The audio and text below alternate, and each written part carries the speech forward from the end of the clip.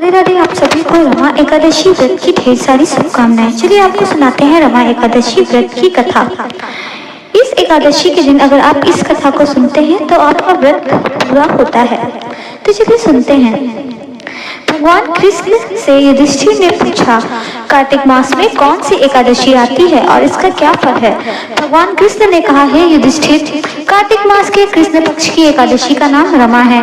इसकी कथा इस प्रकार है। प्राचीन काल में मुचुकुंद नामक एक राजा सत्यवादी और भगवान विष्णु का परम भक्त था।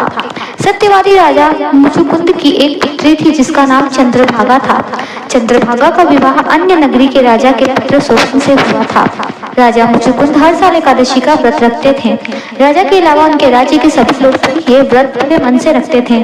किसी के घर खाना नहीं बनता था। एकादशी के दिन सभी लोग व्रत करते थे।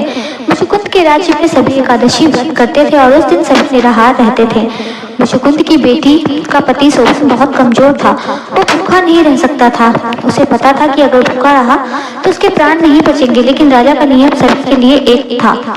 ऐसे में शोभन ने तय किया कि वह एकादशी व्रत करेगा। चंद्रभागा को यह चिंता होने लगी कि उसका पति भूखा कैसे रहेगा।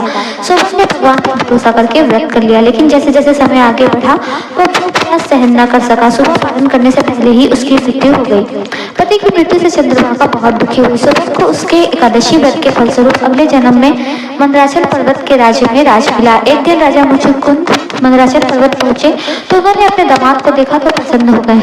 राजा ने अपनी पुत्री चंद्रभागा को बताई यह बात तो वह भी प्रसन्न हुई। इसके बाद चंद्रभागा ने भी रमा एकादशी का व्रत किया और इस व्रत के सुफल से वह अपने पति के पास चली गई। तो अगर आपको हमारी कथा अच्छी लगी तो वीडियो को लाइक शेयर कमेंट करें। चैनल पर नए तो सब्सक्राइब करें।